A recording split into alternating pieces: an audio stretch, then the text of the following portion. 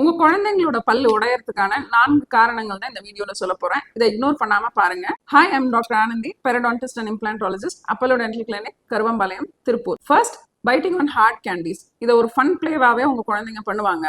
ஹார்டான கேண்டியை வச்சு கடிக்கிறது.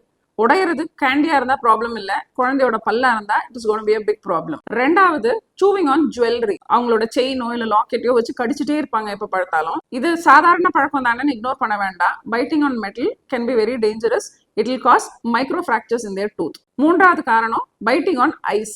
Ice cubes எடுத்து கடிக்கிற பழக்கம் உள்ள குழந்தைங்களுக்கு ஈஸியா ஃப்ராக்சர்ஸ் நடக்கும். எதனாலன்னு பாத்தீங்கன்னா, sudden pressure and very low டெம்பரேச்சர்னால ஃப்ராக்சர்ஸ் ஈஸியா நடந்துரும். நான்காவது காரணம், கான்டாக்ட் ஸ்போர்ட்ஸ்.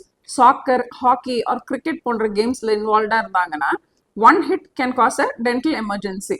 அதனால உங்க குழந்தைங்களுக்கு இந்த மாதிரி பிளேஸ்ல இன்வால்வ்டா இருந்தாங்கன்னா give them a sports guard and protect their teeth.